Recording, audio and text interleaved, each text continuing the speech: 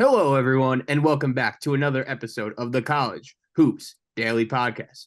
My name is Zach Kroll. I am your host, and we will be continuing our conference preview series here on the show. The college basketball season is just a couple weeks away, and you know that leading up to that, we are going to be talking a ton about the best sport right here on this show. And in case you guys missed it, over the course of the last few days, we have started this series earlier or last week. We broke down the SEC. We broke down the Big East, and we're going to be talking about the ACC here today. A ton of intriguing storylines going into this conference for this upcoming season, and I'm really excited to get into it all. And I won't be doing it alone, as joining me is our guy, Aaron Torres. AT, what's going on, man? Thank you so much for joining us here again today. ZK had dude. It's so fun, kind of recalibrating that part of your brain. We're also locked in on football season, but it was so fun talking Big East with you, SEC with you. And I'll say this is that for a conference that, listen, I mean, they've had 3 Final Four teams the last 2 years, but trending in a weird way. But I just think there's a lot of really interesting conversations to be had about this league, even if I'm not sure how good some of these teams actually are.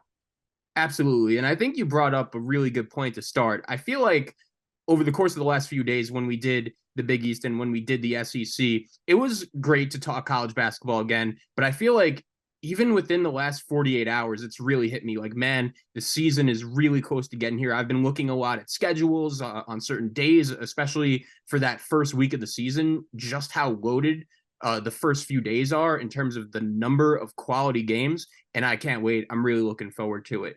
But without further ado, let's get into the ACC. And I think you brought up a really good point to start. I think it's been just a bizarre last few years for this conference because they've lost 3 really good Hall of Fame coaches, right? Mike Krzyzewski, Roy Williams, and Jim Boeheim. All 3 of those guys are now out of the picture. Jim Boeheim, he actually just signed a contract with ESPN, so we're going to be seeing him.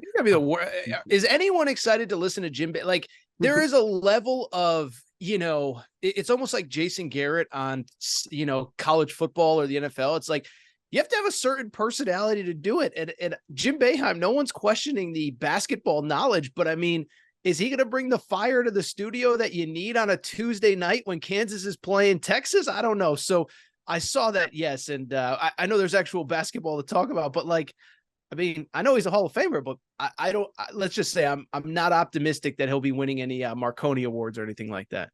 The one thing I will say, and I've heard this a lot about Boeheim, and I really respect this, like, the dude loves basketball. Like, for him to just retire and come right back on our TV screens, I got to give him credit. I appreciate how much he really loves the sport. And I will say real quick, he isn't afraid to say exactly what he thinks. Now, we'll see if he does it from a studio as opposed to when he was a coach. Like, it was funny, even prepping for today's show, like, you're like, oh, you forgot when he was just like, oh yeah, Pitt bought their whole team this year. Like, how are we supposed to?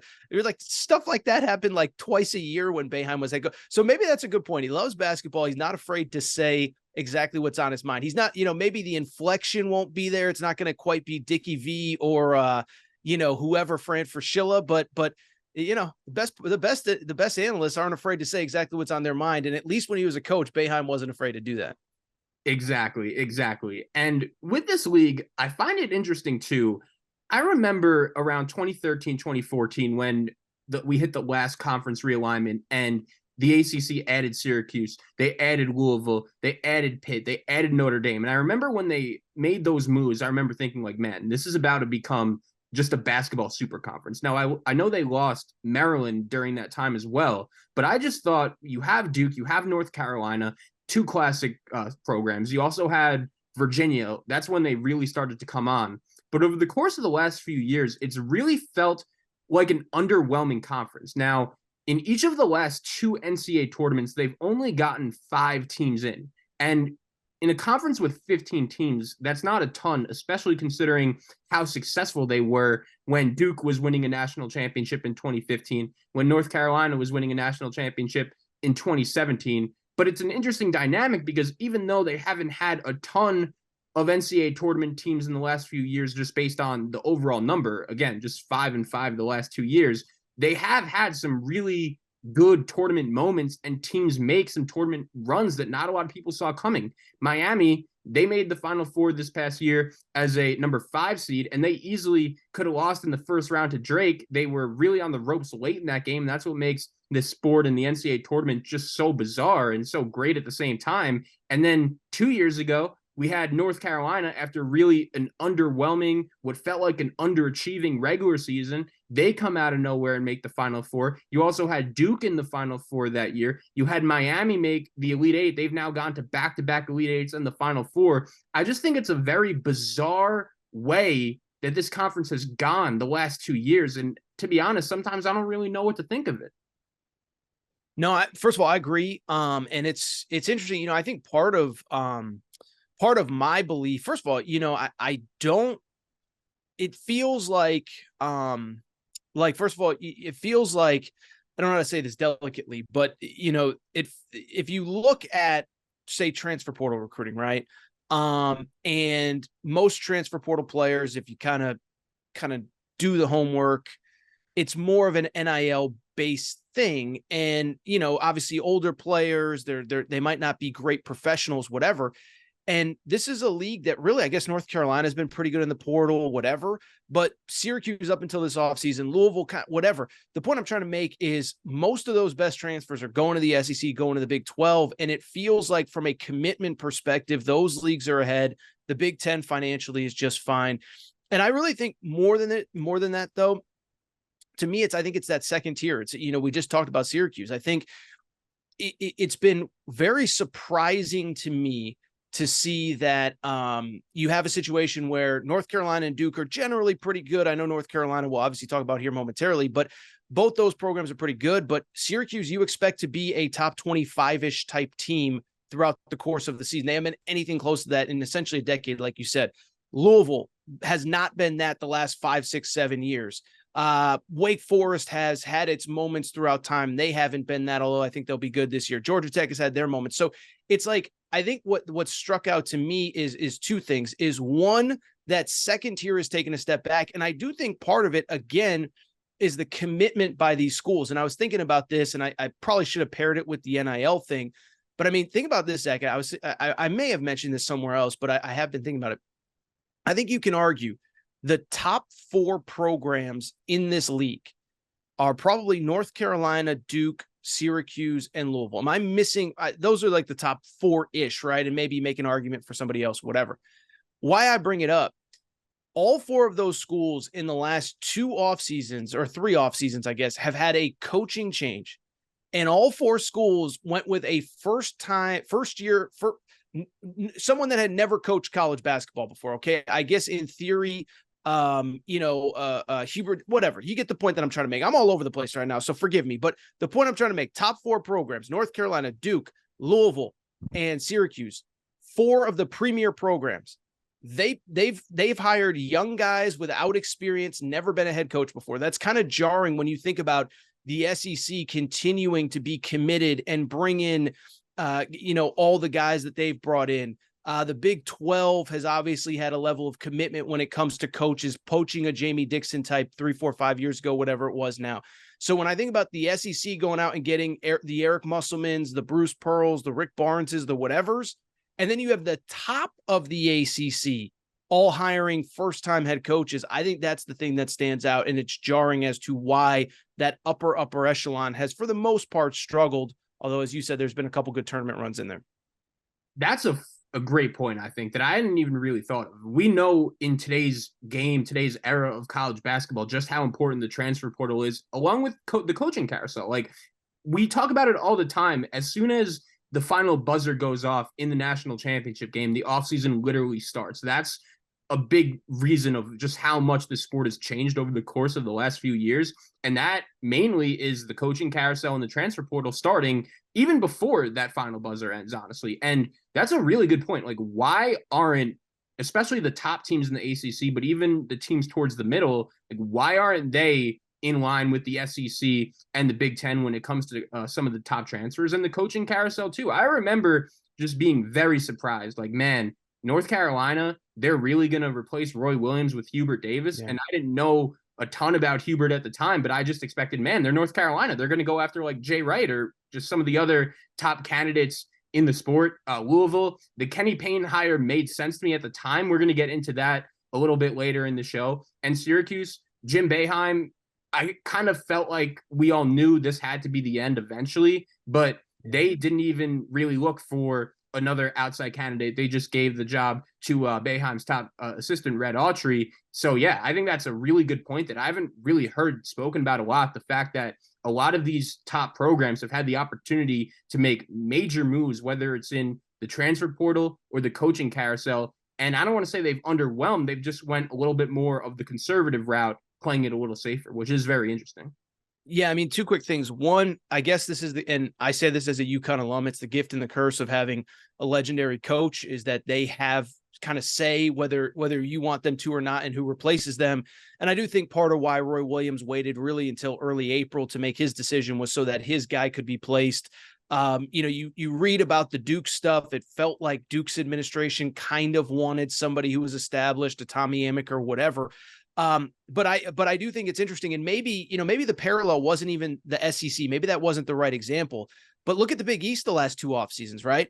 Xavier goes and gets Sean Miller when I'm certain that there were other schools. Like I guess it is with certainty. South Carolina wanted Sean Miller. Sean Miller chose Xavier over South Carolina, but they don't get him without being competitive, without making commitments financially, whatever. Same with Rick Pitino and St. John's. Did he have a ton of options at 70 years old? I don't know, but he had options. He's a Hall of Famer.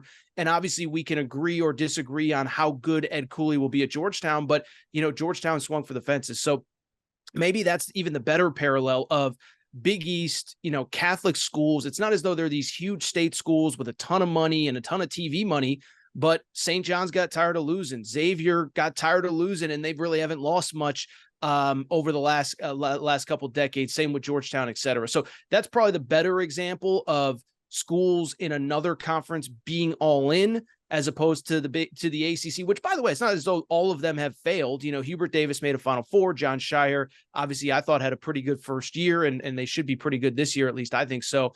But it's not as though they're all going to fail, but I do think it speaks to like, wow, these are big, big, big jobs, and they've been replaced with relatively inexperienced guys. Absolutely. So let's start getting into some of these teams. And the first thing that really stands out to me in the ACC is they only have 3 teams ranked in the preseason AP top 25. You have Duke coming in at number 2. You also will have Miami coming in at number 13, and you have North Carolina coming in at number 19. And let's start off with the 2 biggest brands in this conference. You have Duke, you have North Carolina, and you mentioned John Shire, and I think you brought up a good point. I think considering the circumstances, he did a pretty good job last year in his first year replacing Coach K. It's very interesting.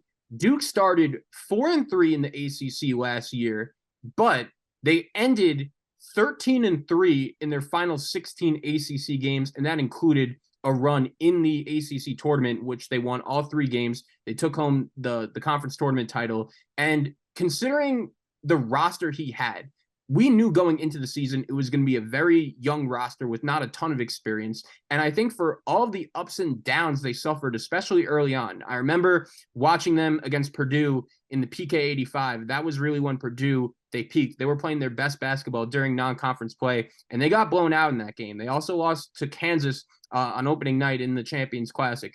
They had a couple head-scratching ACC losses thrown in there as well to start, and just how well they ended the season, I think also combined with the fact the injuries, they had 2 guys that went pretty high in the NBA draft, in Derek Lively and Dariq Whitehead. Both those guys coming out of high school were top 10 5-star recruits, and I don't think they really made the impact that Duke was expecting going into the season because of the injuries. And still, John Shire really had this program going in a good direction, and I think that momentum continued into the offseason, where he was able to bring back a lot of these teams' key pieces, like a Filipowski, like a Jeremy Roach, Tyrese Proctor. We're going to get into it all. But AT, my first question for you when it comes to Duke is, do you think them coming in at that number 2 spot in the AP poll, do you think that's deserved?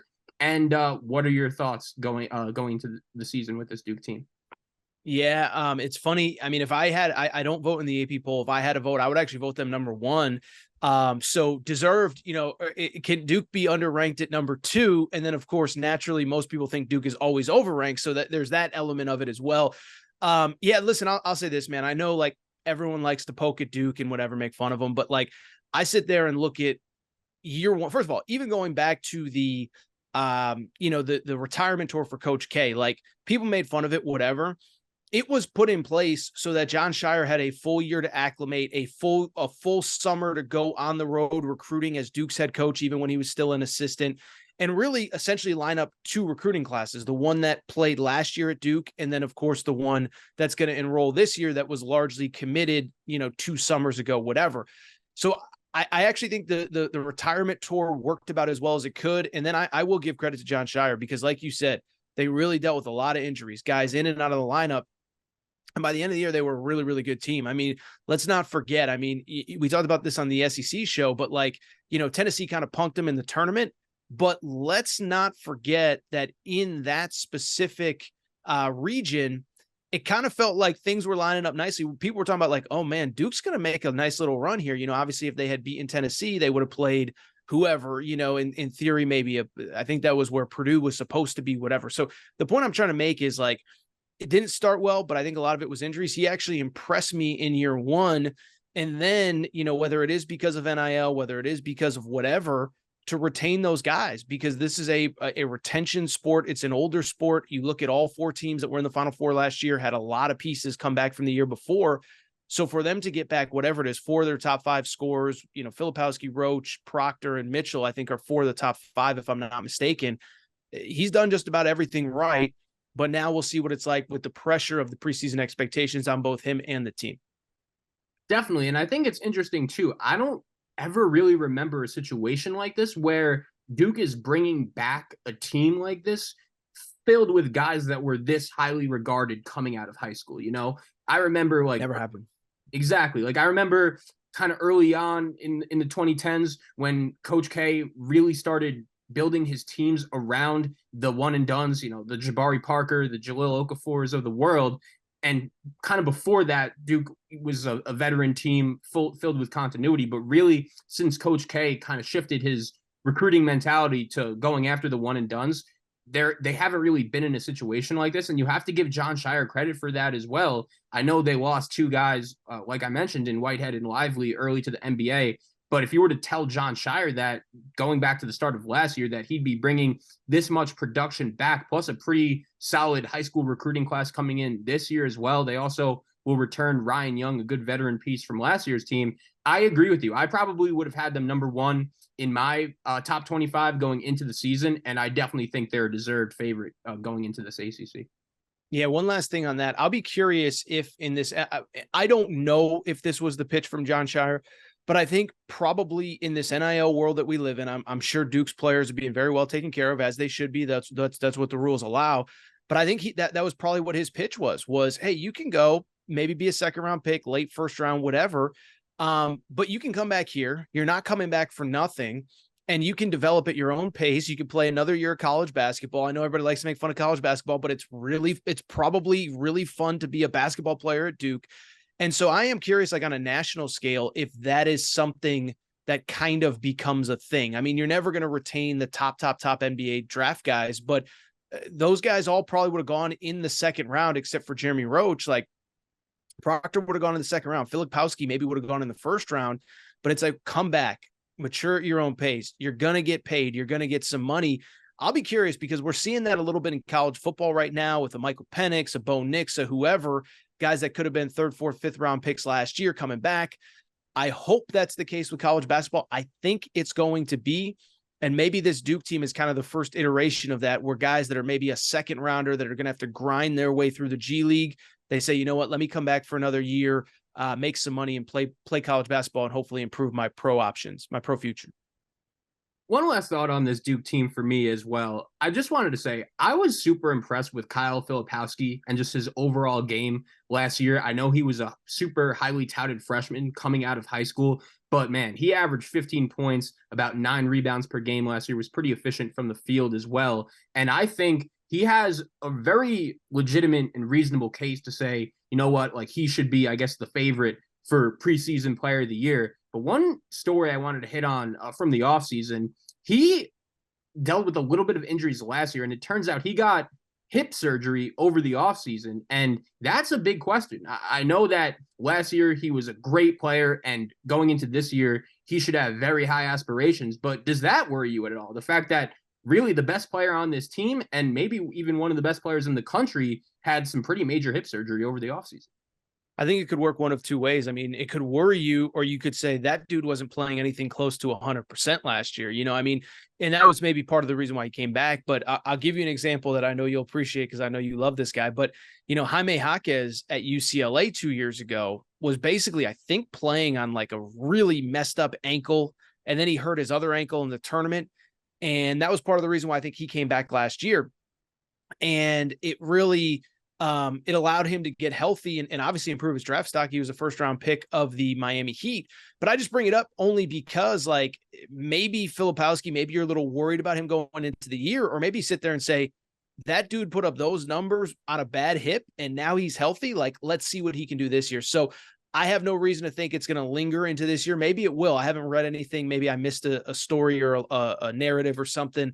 But I just bring it up because I think it could actually be the opposite. Maybe, possibly, he's healthier, he's better, he's more fluid, he's more confident in his body, things like that.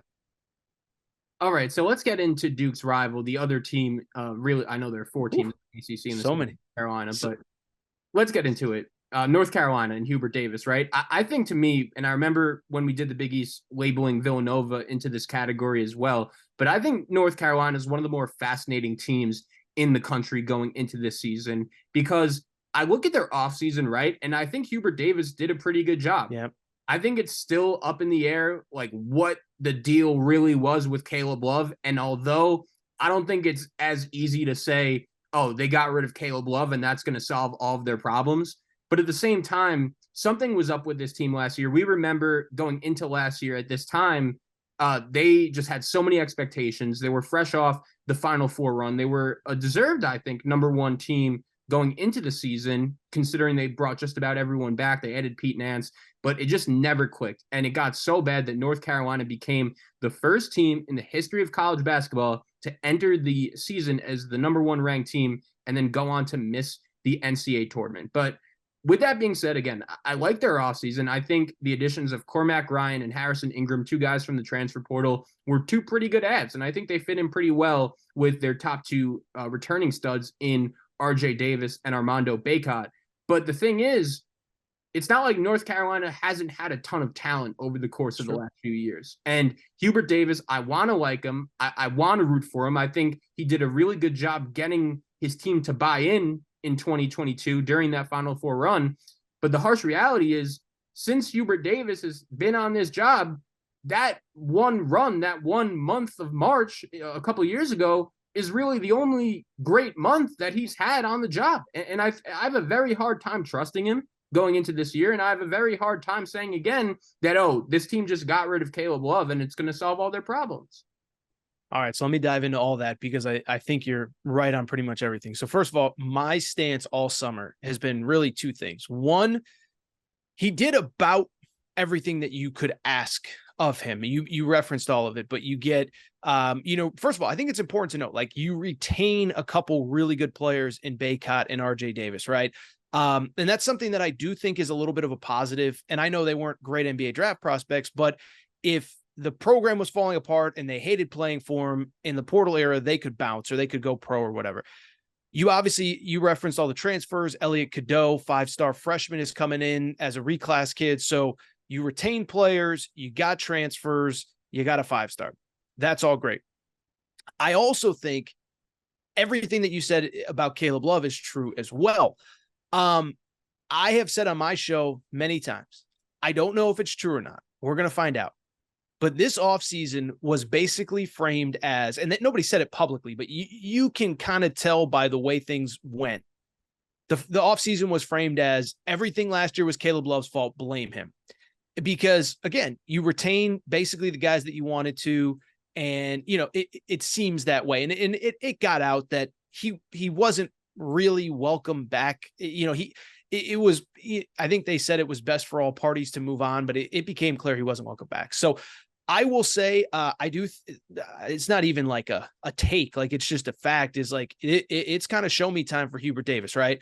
first year, your new year on the job, this, that, the other thing, adjustments. Last year's a debacle. Well, this year it's your program. I mean, outside of Bacot and Davis, who you've been with for 3 years now, they're all your guys. Carolina was a school that players didn't really transfer into and certainly out of. A lot of guys left. You brought in a lot of your own guys through the portal.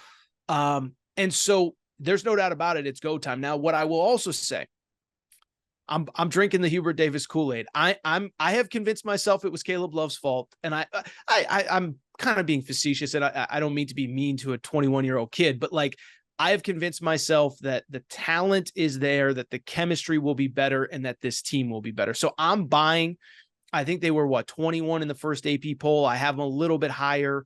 I do think probably third behind Duke and Miami is the right spot, which is where most people seem to have them. But this is a team, I think if it clicks, they could be a top 10 type team all year. I think they can be a second weekend team playing to go to the Final Four. The talent is there, and I'm believing that the chemistry is going to be better, minus Caleb Love.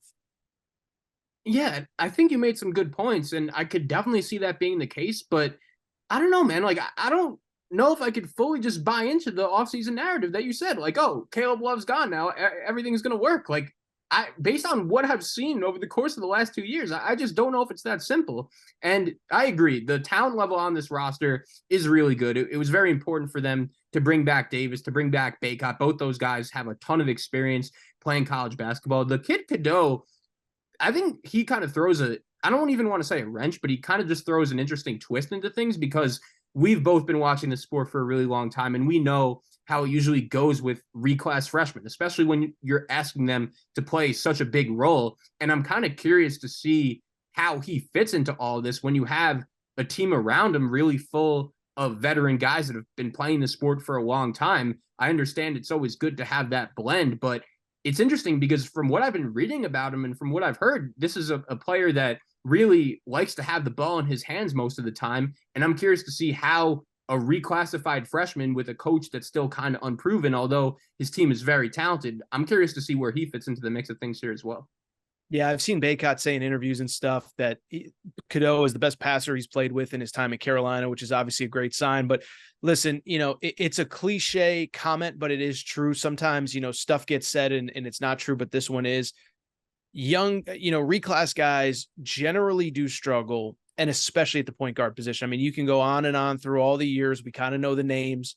The one that's standing out to me most is probably Devin Askew, which is unfair to him, former Kentucky guard who ended up at Texas. Now he's at Cal. But like, it's hard. And I think the one thing you learn is that, and by the way, like you go back to the reclass stuff. I mean, I know there were guys that did it previously, but it feels like it really kind of started with Marvin Bagley, and like the real wave of okay, every summer we're going to have 2-3 guys make this decision. And I think Marvin Bagley was phenomenal. I don't want to say once in a generation high school player, but he was a really, really good high school player. So the transition for him was easier than it would have been for some others. And I think people think just because you're a 5-star that it's going to be whatever, but I'll also say I do think, the college basketball kind of community kind of understands, hey, this is probably a little harder than we give it credit for. And the good thing is he isn't alone. Like RJ Davis can obviously handle the ball if need be. I think they prefer that Cadeau is able to run the point. RJ Davis play more off the ball with the Harrison Ingrams, the Cormac Ryans, whatever. But the good thing is he won't be alone. I don't think this was he reclassified because they desperately needed him, and because they desperately need him, they're going to have to play him 36 minutes a game. So I'm a little bit more optimistic that he is productive, but I do think just because he's a 5-star, was a top 10 prospect in the 2024 class, to expect him to just step in and be like an all ACC caliber guy or be the equivalent of Jeremy Roach, who's been playing college basketball for 4 years, that's probably not quite fair either. Yeah, it's funny you brought up Roach, because if I was a Carolina fan, I would just say, you know what, just be what Tyrese Proctor was for Duke last year. That was another example that came to mind for me. And Proctor was good. He was solid. And I think a lot of people are expecting him to have an even bigger season this year. But at the end of the day, it was clear, he wasn't just really someone Duke could rely on as a true, not even a true freshman, a reclassified freshman going into the season. But that comment by Bacot, if that's true, that's definitely a scary sight for this North Carolina team. Now, I think this is a pretty good segue, because we know going into this season that Hubert Davis has a ton of pressure, right? It feels like a make or break year. I like what you said. It's kind of a show me type year for him. And there's another coach in this league that fits that same category. And of course, I'm talking about Kenny Payne at Louisville. And it's so interesting because you referenced it to start off the show, like the 4 big time programs in the ACC, the 4 programs everyone looks at in terms of who they are and name. You have Duke, you have North Carolina, you have Syracuse, and you have Louisville. And I gotta say, the Kenny Payne hire to me made a ton of sense at the time. I know that he didn't have much experience coaching college basketball as a head coach. Now, we know he was on John Calipari's staff at Kentucky for a while, but even though I didn't necessarily fully agree with it, I did understand where Louisville was coming from when they decided to move on from Chris Mack. Even though he had some good moments, it was kind of just clear that he wasn't recruiting to that Louisville standard. Although he was having success, he made the NCAA tournament in his first year when not a lot of people really saw that coming. Then a couple of years later, he has Louisville all the way up to the #1 team in the country at one point in the, I believe it was, the 2020 COVID season. But the overall talent level just wasn't there for Louisville compared to what their expectations were. So they said, you know what? We're going to bring in a guy who is a great recruiter in Kenny Payne, a guy that should give us all these connections, Worldwide West, all that good stuff. And it just hasn't worked. And when I say it just hasn't worked, it's only been 1 year, but I don't think things like it couldn't have gone worse for Louisville last year. And I got to say, one last thought. It's interesting for me going into the season. Louisville last year started 0-3, losing to mid-major schools they just have no business losing to. And when they're dropping those games, it kind of just seemed to me like their season's over. Like what's even the point of watching them? And I remember like watching them in the Maui Invitational a little bit as well. They were just such a tough watch. And I do know the overall level of talent is better, but are the results going to be any better? And I do think a very good and intriguing question is who has the hotter seat going into the season, either Hubert Davis or Kenny Payne. It's a great question. First of all, with the Louisville stuff, and I'll say this is I think it's easy with hindsight to say, what were they doing? But the consensus from pretty much everybody was like, this is probably the right guy. And listen, and part of it was, you throw out names like a Bruce Pearl. Bruce Pearl got a major extension because of the Louisville opening. Nate Oates, his contract buyout was never going to allow him to be a legitimate candidate, even if he wanted the job, which I don't think he would have even been interested. I just bring it up because that hire did make sense. But as far as the hot seats are concerned, I'll give my answer, then I'll throw it back to you, and then we can talk about the other one. Like, I do think it's Kenny Payne because, first of all, I will say, like, we just talked about Hubert Davis. I do think that he has done a lot of right in the last 6-7 months since the season ended, as far as roster construction, rebuild, this, that. Kenny Payne has, but first of all, the first roster was such an abomination that like he doesn't get a pass for how bad that was. And then two, you lose your highest rated recruit, Trenton Flowers, in the middle of the summer, which I actually feel bad for Kenny Payne about. The parents just were like, yeah, we're going to Australia to play pro basketball. Not what I would advise my son to do, but neither here nor there. And it just, I don't know. It doesn't feel right to me. Is like, they were a little bit better. I like some of the pieces. I like Trey White, the transfer from USC. But at the same time, first of all, what you have to do just to get back to respectability, I think it's going to be hard, right? I mean, you talk about whose seat is hotter. He was 4-28, and I don't even know what he has to do for the fan base to feel good about it, right? Like, forget NCAA tournament. I mean, what is, is a 10-game improvement and going 14-17, like, does that get anybody excited? Probably not, So I don't even know what is realistic, but it also feels like something's not quite right. Trenton Flowers leaves. I don't know if you saw this, Zach, but in the offseason, Nolan Smith, who was for a time a very hot assistant coaching name, people thought he was going to get head coaching opportunities, leaves Duke to come to Louisville. That was deemed to be a major victory for Kenny Payne. Nolan Smith, it leaked out, actually interviewed for a G League head coaching job this summer. So if your lead recruiter isn't totally bought in on the vision, it's hard to know if the players are and if there's really a long-term plan in place. So we can talk about Hubert Davis in a minute and kind of his future, but I think the answer is Kenny Payne. I know it's only been 1 year, but when you go 4-28, like I said, he could have a 7-win improvement this year and still only be 11-21. And I don't think 11-21 saves your job. And so it's just a fascinating situation that he and that program find themselves in.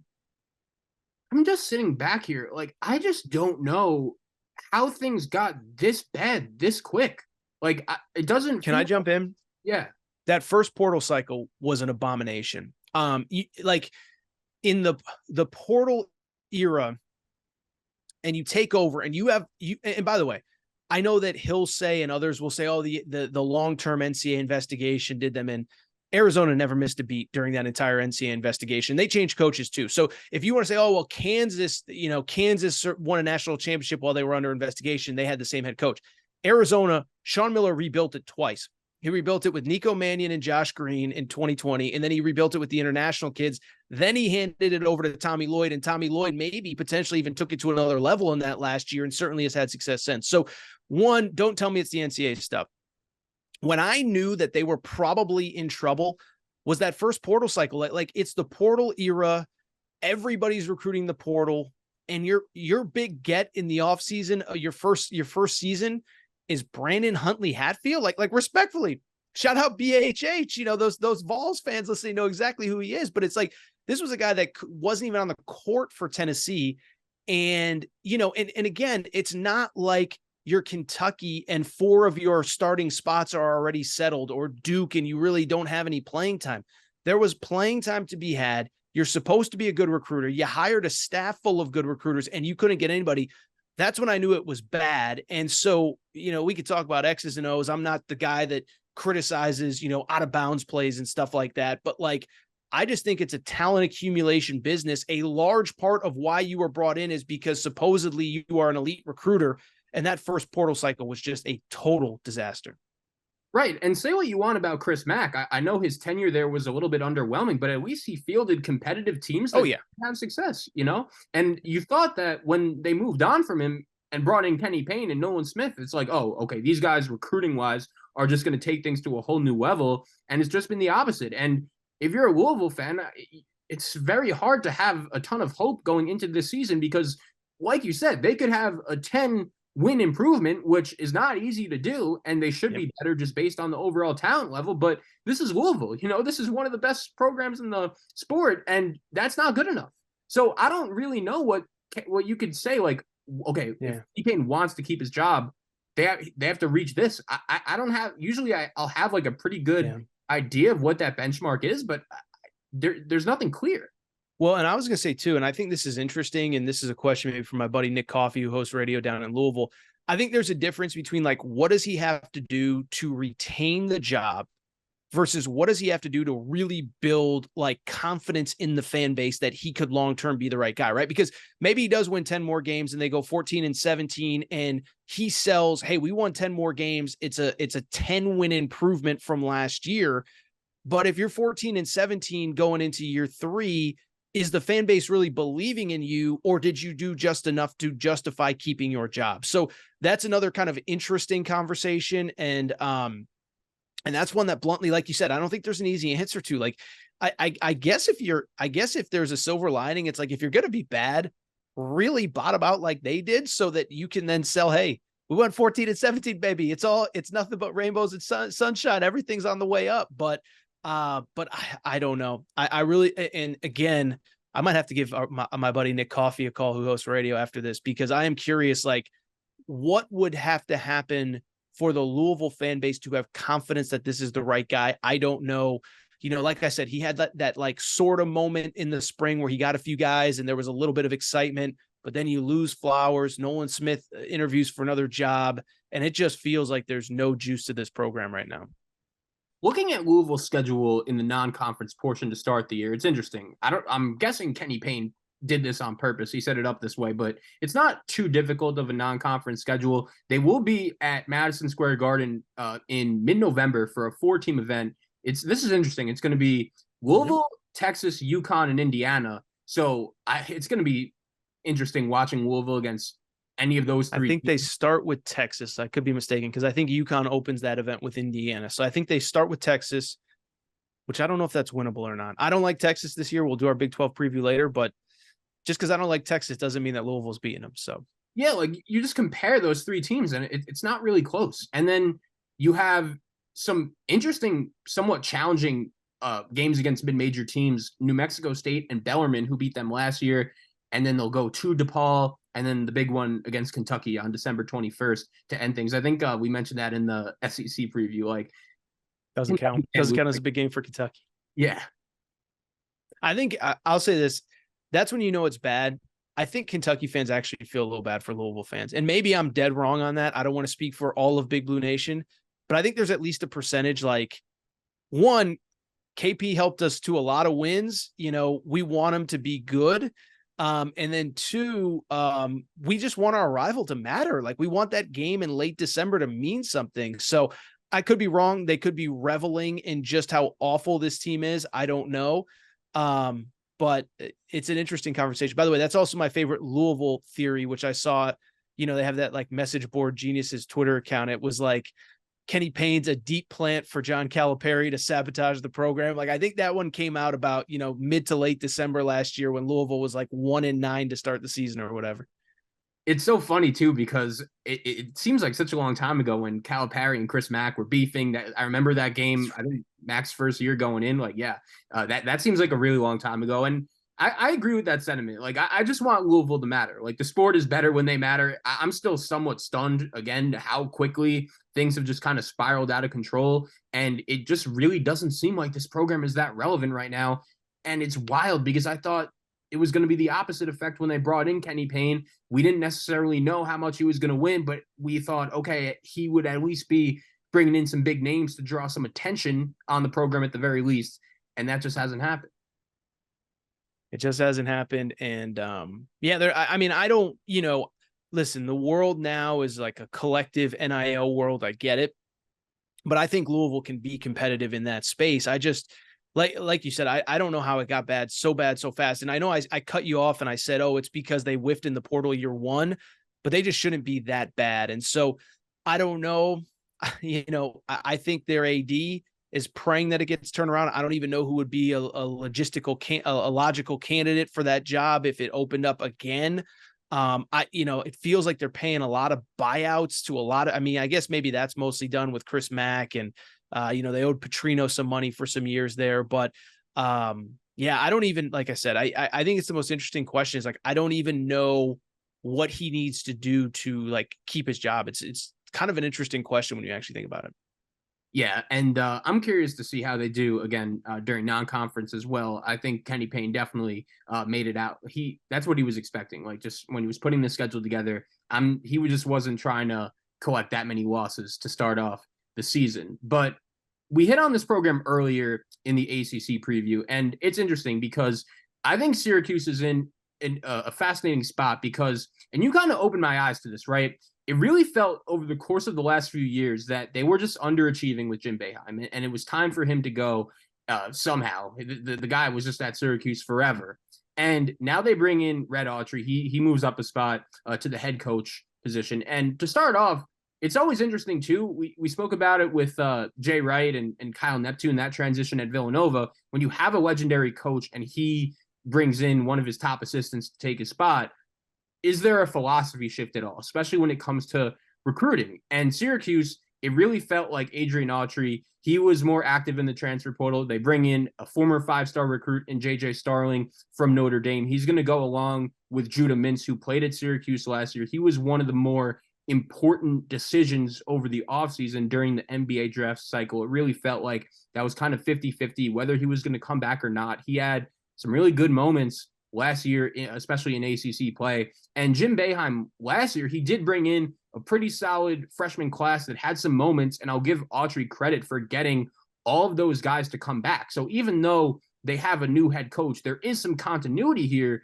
given the fact that they keep Autry as the head coach, and they keep a lot of the same players from last year alongside a really good transfer they bring in. So what do you think is the overall ceiling for Syracuse, not only this year, but in the future under Autry? And I think you've done a really good job explaining this to me over the course of the last few years. Like, when Syracuse is popping, when their program is at their best, just how good could it be?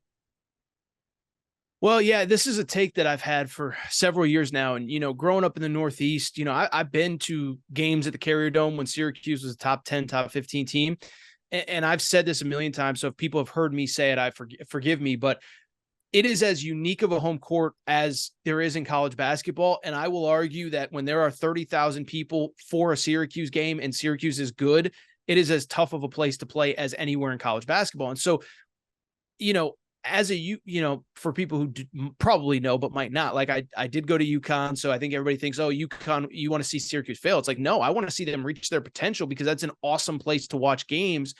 And, when Boeheim was there those last couple of years, I kept saying, like, guys, like, this isn't a Supreme Court just like, it's not a lifetime contract that, just because he's been there forever doesn't mean he gets to keep the job as long as he wants it. And so I'm excited for the new era. Listen, I think, another one, I think it's a theme of the show. I think Red Autry's done about everything you could have asked of him. Hit the portal, retain Judah Mintz, as you said.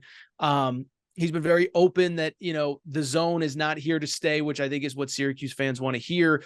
But I'm just excited for the new era because it's another one of those places. I get that it's a changing landscape. By the way, like Jim Boeheim turning them into a power is kind of a big deal. The Syracuse area. For people who don't, it is not an easy place to get to. It's not a fun place to live like 7 months out of the year. And so for him to get elite teams and Final Four teams and a national championship team there is a credit to him during the 80s, 90s, and 2000s. But those last 7-8 years, I don't think you can argue there was a program that less lived up to its potential than Syracuse. And again, I know I've said this a few times. I understand it's a collective NIL world now. And, it's not just about what have you done in the past, but kind of what are you doing for me right now? But I think they're the program along with Louisville that for the ACC to be at its best, both those programs have to kind of get back. I will say we just talked a lot about Louisville. I kind of think Syracuse is probably better built this year to have some immediate success, but we will see as the Red Autry era begins here over the next couple of weeks. Yeah, I think too, I'm not entirely sure like what to do with them in terms of like where I see the ACC mapping out and with all these teams, because there's definitely talent here. I think you could even make the argument that the overall talent level of this team, it's improved compared to the last few years under Boeheim. The hopeful elimination of the 2-3 zone, as you said, is something I think a lot of Syracuse fans wanted. And also just being active in the transfer portal. I mean, JJ Starling, at this time last year, he was one of the most anticipated freshmen. A lot of people were looking forward to watching in the country. He has some experience playing in the ACC as well. And I just thought things kind of got stale because it got really bad over the course of the last few years when Syracuse was missing the NCAA tournament. That's something that should just not happen that often. But even when they were making Final Fours and these tournament runs, people got to remember, like, they were just barely sneaking into the NCAA tournament. They were just living on the bubble. So I feel like Syracuse fans, they're pretty desperate for not only a change, but just to see a winner, because it really felt like for a good 6-7 year stretch there, maybe even longer, that under Boeheim in the late 2000s, the early 2010s, this program was popping. It was doing great. And like you said, the home court advantage, I think the ACC is just in a much better spot with this program being good, being relevant. And I think their fans should be hopeful because there is plenty of talent here. I like the fact that Autry was able to keep all those guys from last year. Yeah, I think that's the difference between like them and a Louisville is they weren't that far off a year ago. And you bring back some good players, and now it's just about, can you be in position to succeed? But this is a program I really think they should be consistently in the top 20 to 25. And I understand, again, resources, all that stuff, is it on par with some of the big, state schools in the SEC, Big Ten, whatever, maybe not, but it shouldn't be that far off. The alumni base is obviously very prominent and successful, and it does have the history and it does have something that makes it unique. So I'm just curious to see it. This is one I don't have a strong opinion on if it will work, if it won't. I think the good news is it probably in theory can't get much worse, although I'm sure Louisville fans thought that after they got rid of Chris Mack. But like in theory, they should be improved this year. And I think, again, if we want to use the Louisville parallel, it's not as though you're starting at the bottom of the barrel, having to basically replace your entire roster. You have some nice pieces coming in. You did do good work in the transfer portal. Now it's time to see what they do once the season starts. I should mention, by the way, I think Chance Westry, one of the transfers that I liked, he is going to be out for a little bit of a while with an injury. So that's kind of worth noting. But overall, like what they did, I just hope it comes back. I really do. It's the cliche. And I know you just said it with Louisville, but I think it is the same for Syracuse. Like, it's really cool for college basketball when that program's good. One last thought on this ACC before we get out of here. I wanted to talk a little bit about Virginia because I think it's a little bit, I don't want to say underrated, but under-discussed, like just how good this program was under Tony Bennett. I would say from 2014 right until they won that national title in 2019. And over the course of the last few years, we've spoken about it a lot on this show. College basketball has just changed. We know there's a lot more emphasis on the transfer portal. We know there is a lot more emphasis on NIL. You have to be active in both areas if you want to build a winner. And I think it's interesting, too, because Tony Bennett, and he's had a lot of success doing this, especially this way, but he's one of those guys where he really believed in development. He would take freshmen into his program, and they might not have necessarily been the highest ranked, highly touted recruits. So a lot of times they wouldn't even play that often as freshmen, but as their careers would go on, they would keep on learning the system. They would keep getting better. And by the time they got to their junior and senior year, they would thrive. They would know exactly what he wanted, exactly what he expected in that pack line defense. And I'm just very curious to see, is that same formula going to be able to work in this era of college basketball? And if not, is he going to be someone that wants to change it? Now, since that national title in 2019, they have made 2 of the 3 NCAA tournaments that have gone on during that stretch, but they also haven't won a tournament game. Both times they were number 4, number 5 seed, and they lost in the first round. They were upset both years. And it's funny because I think it would be easy for me to say, like, it's not going to work. I don't love the trajectory of this program. But at the same time, I'm looking at some of their pieces on this year's team, and I'm pretty intrigued.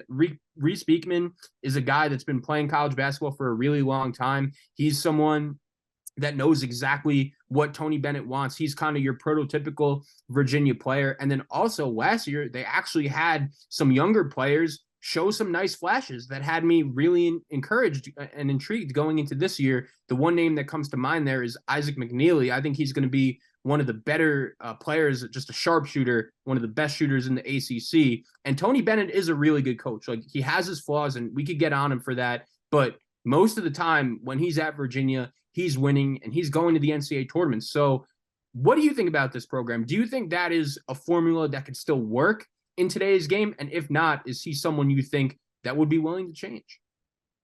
First of all, this is maybe my favorite stat in all of college basketball. Last 6 years, Virginia has 6 NCAA tournament wins. They all came in the 2019 national championship run. So that includes 3 first-round losses, an opening, or 3 first-round losses in NIT, as well as a tournament that never was played in 2020. But it's just an unbelievable stat. So as far as everything you said, you and I are in alignment on a lot of stuff here with the ACC. I am dubious that you can really build a program like he did it 7-8 years ago in today's sport. I think that's part of the reason why Jay Wright is no longer in the sport except as an analyst. I think that's part of the reason why Roy Williams is no longer in the sport except as an analyst. I'm not sure if you can build a program that way, and I'm not sure if he can win conversely with plug and play guys every single year. There's some guys that can do that have success. We've talked about them: Calipari, Chris Beard, Eric Musselman.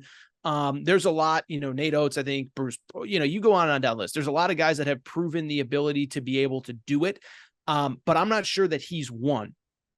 I bring all that up to say, when you do look at this team on paper, there are pieces to like. Reese Beekman, if he's 6'5" instead of 6'2", he's probably in the NBA right now. Really, really good player, just doesn't have kind of those measurables for an NBA lead guard or whatever you want to call him. I like the transfers, Jacob Groves from Oklahoma, not like a super sexy name, but I think he fits what they do and what they do well.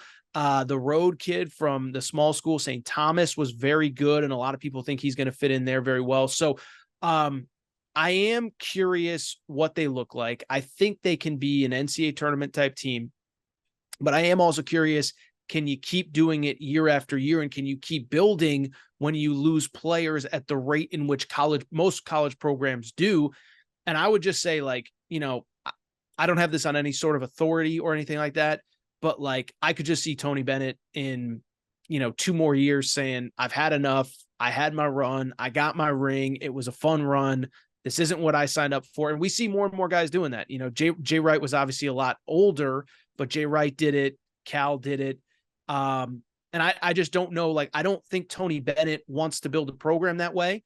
And I think if we get 2-3 more years down the road and you're kind of a fringe tournament team, you can't really win, you can't retain your players, you're not going to spend millions on NIL. Like, I just don't know if that's something he wants to do. But as far as this year is concerned, I think they should be pretty good. Yeah, and I think overall, when you look at what they've done over the course of the last few years, like, it hasn't been terrible. And when you watch them, you see reasons for you to be excited. But especially that tournament loss last year in the opening round to Furman, that one of the better first round NCAA tournament games I can remember. They really had the lead for the majority of that game. Kihei Clark, the one piece that has been with them the last few years, he's not going to be back. So they even lost some of their more experienced players. Jaden Gardner and Armand Franklin are the other two names that come to mind. They won't be back. But I did hear about the kid from St. Thomas. I've heard some good things about him as well. Ryan Dunn, he's actually from my neck of the woods in Long Island. He played a little bit as a freshman last year. He has some NBA buzz, pretty athletic, power forward type. I think he'll have a bigger role on this year's team. A couple more thoughts, though, before we get out of here for real on this ACC. First, I wanted to give some credit to Miami because I've been someone that, I've been a little bit reluctant to fully buy into them over the course of the last few years. But at this point, after they make an Elite Eight and a Final Four in back-to-back years, they win the ACC regular season title last year. I think it's finally time to give Jim Larrañaga and his staff some credit, because I haven't always been able to buy in and be a full believer. And it's so funny. Like I mentioned earlier, like, they easily could have lost in that opening first round tournament game to Drake. Norchad Omier, who I'm a big fan of, I think he's one of the best players in this league. He had some injuries leading into that game. It was unknown if he was going to play. They were down, I believe, like 12 with 8 minutes to go. They find a way to win, and it was just a wrap from there. They go all the way to the Final Four, even making the Elite Eight 2 years ago. And even though they lose some guys that were very important, like an Isaiah Wong and a Jordan Miller, I do really like the core they bring back with Nigel Pack, one of my favorite players to watch in the country. I mentioned Omier. They also have some guys like Wuga Poplar and like Bensley Joseph, who have been role bench players in those tournament runs, but now they're going to be ready for a bigger role. They bring in Matthew Cleveland as well from Florida State, a top-notch transfer, former 5-star recruit. So they have a really talented team. And I'm fully buying into Miami this year. I think they fully deserve to be the number 2 team in this league going into the year behind Duke. Yeah, and for if we have any Miami fans that are like, why have you not? You're really good. We both really like you. You return a lot. There wasn't a lot of off-season movement outside of Isaiah Wong going pro and Matt Cleveland coming in. It's just a really well-run program. And I think the thing that I give them credit for is, being around them at the Final Four last year. It was just a group. You can tell there's a lot of mutual respect. By the way, this is a perfect example of what we were talking about to lead the show. Miami is almost the opposite of a Carolina, a Duke, a Louisville, a Syracuse. Is they went out, whatever it was, 7-8 years ago, and got a pretty established coach. Jim Larrañaga had been to a Final Four, had real success at George Mason. And it's continued over. And so, because it's Miami, because it's a football school, it doesn't get the credit it deserves. But being around them at the Final Four, it was a group that you could tell really liked each other. There was mutual respect between the coaching staff and the players, which I think, sometimes because this is such a transactional sport, players come, players go, you could tell everybody liked each other. So no, I'm with you. I think they're just a really good team. We're not talking about them because there's nothing super sexy from the offseason that happened. But as weird as it sounds, like, with the core that they have, and I know Wong was so important to what they did. I mean, if they're in another second weekend playing to potentially go to another Final Four, it would not surprise me at all, because I do like Norchad Omier. All the guys you mentioned, I think Bensley Joseph was a guy that every time I watched them was really, really, really good. And I think they have a chance to be, I don't think they have a chance. I think they will be very good again. So we feel pretty confident about teams like Duke, about Miami, even a North Carolina, even a Virginia, I would put into this category as teams that should be playing in the NCAA tournament. But like we said at the start of the show, in each of the last 2 years, this conference has only been able to get 5 teams each year into the big dance. And when you have so many big names, when you have 15 teams, that's not good enough. Like, you should have at least 6, 7, maybe 8 teams going into the NCAA tournament. And my last thought on this conference before we wrap up is I'm very intrigued by that second group of teams. Teams like Virginia Tech, teams like Clemson, teams like NC State, teams like Wake Forest, even if you want to throw Syracuse into that category. I think these are the teams that might as well just determine like how good exactly this league is, especially compared to some of the other leagues. So when you look at that second group of teams, I think they all have realistic cases to say, like, we should be playing in the NCAA tournament, like Clemson, like Virginia Tech, NC State, Wake Forest, Syracuse, even a Pitt. They were in that group last year. They made it.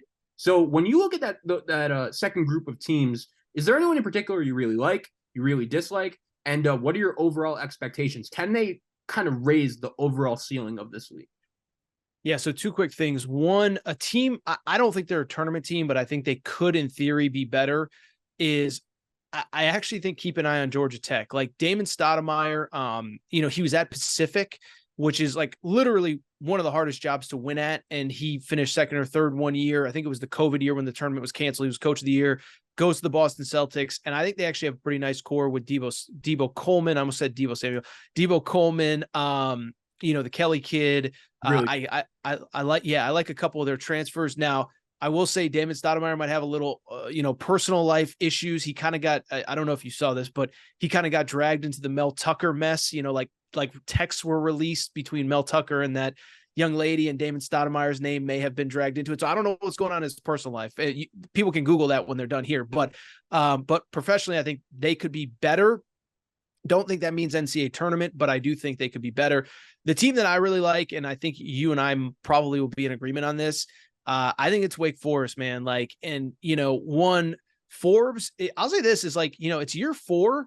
He hasn't made a tournament, and it doesn't feel like the fan base is clamoring as though it's like all falling apart, which sometimes, year 4, it's kind of like make or break, show me time. And I know 2 years ago, they were very much on the bubble. Like I actually, interviewed him at the Final Four, and he talked a lot about that. So whatever, but with them, Cam Hildreth is really good. Damari Monsanto, I know you like him, and Hunter Salas from Gonzaga. I think that's a pretty good core. It'll also be interesting. We talked about this a lot on the SEC podcast. They have a second-time transfer, Efton Reed from Gonzaga, who's a former McDonald's All-American. No idea if he will be eligible unless I missed something. I don't think anything is official yet. Don't think, I think he'd be a very important piece for them, but I don't know if there's any definitive answer yet on if he will be eligible or not. But I like the core of guys that they have coming back, plus Hunter Salas. So that's a team that I don't think a lot of people are talking about. I think that they should be in contention for a tournament berth. I agree. And both of us are huge fans of Steve Forbes, huge fan of that program. And I think that's a good point you brought up about it being year 4 and they haven't made an NCAA tournament, because I almost forget he was hired like during COVID. He was the only power conference coach that was hired during that cycle, but keep going. I apologize. No, it's a good point. So it kind of like surprised me, but like, man, you're right. Like it is year 4 and he hasn't made a tournament, but at the same time, that team 2 years ago, they should have gotten in. Like the Ken Pom numbers didn't like them as much as we did. They looked like a tournament team to me every time I watched them. And I agree.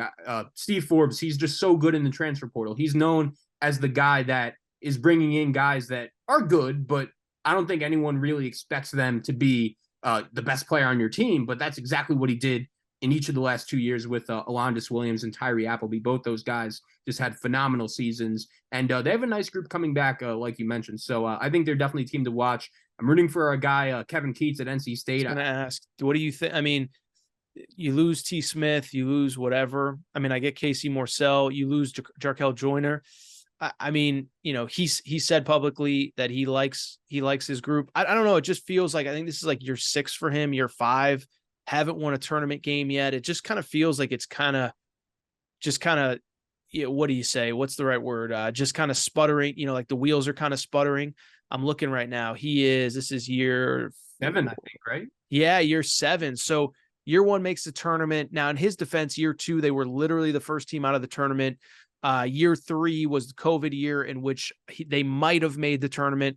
But last year, I mean, there was a moment where they were really good early. And by the way, they lost to a good Creighton team in the tournament, but, they started out the year 15-4, 19-5 at one point, and again, kind of sputtered down the stretch, lost 3 of their last 5. So I don't know. I don't really have a strong opinion on them one way or the other. Like, could they win enough games to be in the conversation? Yeah. But it just feels like year 7 now. Like, it feels like they should be a little more something than they are. Like, I don't even know what they are at this point, other than a team that's gonna, if things break right, be on the bubble. Yeah, and it's interesting too. I remember at one point last year, I'm sure you remember, like that North Carolina game when they just ran the court. Like, I remember watching that and saying to myself, like, man, with Smith and Joyner, 2 dynamic guards, like this is finally going to be the year Keats wins a tournament game. This is finally going to be the year they make a deep run, and it just never happened. And it's weird. Like, I think losing those 2 guys are going to be tough. Like, just 2 very good dynamic guards. They also lose a player in Jack Clark in conference. Actually, he's now at Clemson. Yeah. Good defender I really liked. But at the same time, they bring back Morcell, who's pretty good. He's been in the ACC at multiple schools for a few years now. They bring back DJ Burns, who was pretty underrated, very good big man, very productive. And then he had a pretty good transfer portal cycle, right? Like, they bring in MJ Rice from Kansas. They also bring in DJ Horn, who at times was the best player on an NCAA tournament team last year at Arizona State. I think it could go either way, and this is kind of why I asked you. Like, I'm very intrigued by this middle tier. Clemson was one of the first 5 teams probably left out of the tournament last year. They bring back basically everyone. You also have a team in Virginia Tech who might have the best backcourt duo in this conference in Padula and Couture. I'm a huge fan of their coach, Mike Young, as well. I'm intrigued by this second middle tier group, and I think what they do this year could just determine how good this conference is. Every year you try to talk me into Virginia Tech, and I just can't get behind it. But I will also say, unrelated to that, this is like the most cliche college basketball talking point for college basketball diehards, but Brad Brownell really has been on literally the hot seat forever. Like, I mean, this is like, forget year 7 of, like, this is year 7 of the Keats era. Like, this is year 7 of Brownell being like one bad, like 5-game losing streak away from being fired. And the guy has survived time and time again. It's funny. I'll be honest. Like, I had kind of forgotten that last year they were really good for a good chunk of the season. Like, I remember they beat Duke at one point. They were in first place, I think, alone in the ACC. So I had kind of forgotten, to be perfectly honest, how good that they were for a moment, but they're kind of one, like, I don't know. I can't think of a power conference team that kind of has less juice right now than them. Like, they're just kind of there every year. They're never terrible. They're never that interesting. I can't think of like one really like super fun player that they've had. Like, just a weird program. So, yeah, it kind of feels like a cycle, right? Like, Brownell gets on the hot seat and the expectations going into the season are tournament or you're fired. But it's weird. They missed the tournament last year, but they were so much better than basically everyone expected that they said, we'll just give you one more year and you'll come back. But maybe this is really the ultimate make or break year, because they actually have a pretty talented roster. They bring back PJ Hall. They bring back Chase Hunter. That's a very good guard front court duo to start. They did some good work in the transfer portal too. And again, I'm just very intrigued by this middle group. I think it could go in a ton of different directions. Yeah. They, the funny part about all that is I actually was at their games the year that they made the Sweet 16. Like, they played their regional in San Diego. So like, they're like literally the high moment of the entire era I was there for. And even that didn't feel that special. I'll be perfectly, I hate to say it, but it's like, it's the truth. It was like the most, even when they made the Sweet 16, I was there. It was literally the most boring team that you could ever imagine. There was nothing interesting about it at all. So all right. The most interesting thing of Clemson basketball is that they almost got Zion Williamson like 7 years ago. That's like literally the most interesting thing that's happened in the last 10 years for them. I do remember that. And I do remember when I saw that news, saying to myself, like, man, he's really going to go to Clemson. Like, wow, that's actually a good point. Totally forgot about that. But yeah. So did everybody else. Everybody's pretty much. And hey, here's the good news for Clemson. At least they have football. Oh wait, no. Football. No, too soon. At least they're in the top, sort of. Clemson football, Clemson basketball. They're both sort of in the top half of the league. I think, maybe, possibly. Who knows? Stay tuned. We'll figure it out. I think your tweet was great the other day, saying that everyone who called Alabama football dead, yeah, that's really what Clemson is. So unfortunately, Here's the problem. If Clemson football's dead, what is Clemson basketball? that's a great question that I'm sure not a lot of Clemson fans ever want to think about or even ever thought they'd get to that point. It's bad, man. I think that's it. Anything else on the ACC? I think we pretty much hit on everything. Yeah, I guess one last thought, and this kind of relates to Louisville quickly. I'm kind of surprised how bad things have gotten for Florida State. They were a team that going into last year, I thought they were going to bounce back after a pretty disappointing 2022. Leonard Hamilton, he was knocking at the door so many times. I would say from about like 2016, 2017 to about 2020, 2021. They had some really good teams, but it feels like a lot of the juice and a lot of the expectations are kind of gone from Florida State as well. I don't know if you had any thoughts on that, but yeah, besides that, always a great time talking the ACC, talking college basketball. Yeah, the only two things. One, that's another team. I was there in 20. They played back-to-back West Regionals, and one was at Staples Center. That was when they lost in the Elite Eight to Michigan in 2018. I was there for that. That was when Leonard Hamilton kind of went off on Dana Jacobson, and it was like a story for a day. Like he kind of was mean to her. And then one year they played Gonzaga in the Sweet 16 when Gonzaga had like Rui Hachimura. So they're another team. They've come through the West a lot. I've been in a lot of their tournament games. My only real take is there's actually a pretty interesting, for college basketball nerds, they basically completely fell off once Dennis Gates was their lead assistant, lead recruiter, and they pretty much fell off directly after he left. I think his first year gone was the year they still had that he had recruited Scotty Barnes, and like that whole team was, I don't want to say it was put together by him because they had a lot of good coaches on the staff at the time, but really him and CY Young, who's Charlton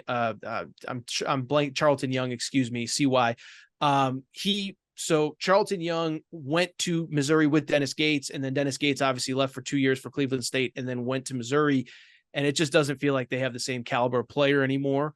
So I don't want to dismiss Leonard Hamilton at all, but I think, losing like two really good young assistants, one that has already proven to be an elite head coach, I think that's pretty, it's just hard to replace. And I think there's probably a pretty interesting parallel there of those kind of like two ships crossing in the night of you lose Dennis Gates, and it really hasn't been the same since. Absolutely. That's a really good point because I knew Gates was a Hamilton disciple. He was a big part of those teams that made some deep tournament runs. But wow, as soon as he leaves, it basically just starts falling apart. And yeah, I'm not 100% confident it's going to get better anytime soon. But Leonard Hamilton is an older coach. He's been around this game for such a long time. He's been very successful. And I'm curious to see how much time he has left. But AT man, it's always a great time. Thank you so much for joining me. And like you said, we hit on really, I think, every angle we could think of in this conference. The more we spoke about it, I'm actually pretty intrigued. I don't think the margins are that big between even like some of the top teams compared to some of the middle teams and even some of the bottom tier teams. But always a great time. Looking forward to doing this again soon. Okay. Make sure to subscribe to the College Hoops Daily Podcast. We've done our previews on the SEC and the Big East. I don't know what we're going to do next. My voice is like on the brink of going, but we'll schedule one for later this week. I don't know if it'll be who it'll be or what it'll be or whatever, but we'll keep rocking, man. I can't wait for the season, and I love doing these with you, man. Absolutely. Same here. Thank you guys so much for listening. We'll be on YouTube. We'll be on Spotify with these, and yeah, I'll talk to you guys soon.